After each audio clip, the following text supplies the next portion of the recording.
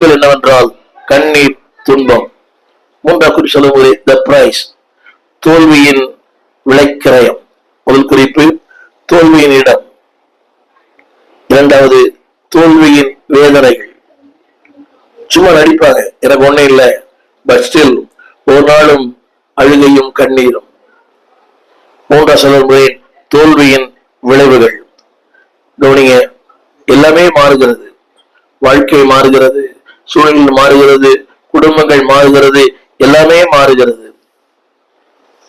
இந்த தோல்வியின் அந்த விளைக்கிரயம் மிக மோசமானது. You lose everything. You lose everything. என்னுடைய விளைவை நான் சொல்லுவேன் என்ற கவனிக்க வேண்டும்.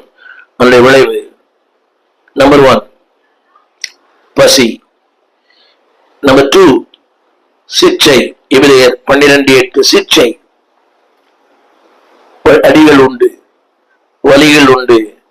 மூன்றாவது 1 யோவான் 5:16 அது சொல்லப்பட்டிருக்கிறது, மரணத்திற்கு ஏதுவான. யோசித்து பாருங்கள். ஒன்று பசி, கண்ணீர். மூன்றாவது தேவனுடைய சிற்றை. நான்காவது மரணத்துக்கு ஏதுவான பாவத்தை செய்வதற்கான. ஒரு தவறு இன்னொரு தவறுக்கு நேர அஸ்திபாரம் போடும். ஒரு பாவம் இன்னொரு பாவத்துக்கு நேர அஸ்திபாரம் போடும். சொல்லுகிறது மரணத்திற்கு ஏதுவான. அது மட்டுமல்ல, 1 கொரிந்தியர் 5:5 சொல்லுகிறது, அப்படிப்பட்டனுடைய வாழ்க்கையில கவனியுங்கள், தேவன் அவனை சாத்தானுக்கு ஒப்பு கொடுக்க வேண்டும் என்று அவர் நியாய தீர்ப்பு செய்கிறாராம். பொருளுடைய வார்த்தை.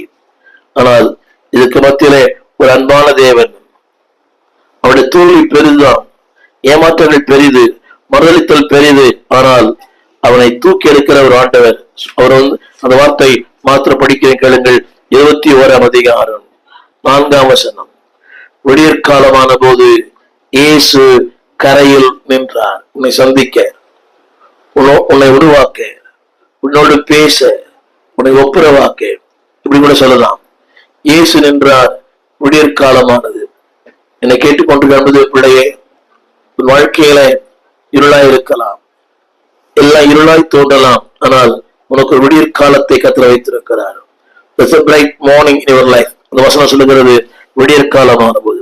அடுத்த சொல்லுகிற வார்த்தை 5ஆம் வசனத்திலே, பிள்ளைகளே, யாரை தெரியுமா? ஓடி போனவரை, விழுந்து போனவரை, மறுதளித்தவரை, சத்தியம் பண்ணினவரை, சபித்தவரை, பிள்ளைகளே. இதெல்லாம் நாளிலே என்னுடைய செய்தி என்னவென்றால், friend of the fallen. அவர் யார்?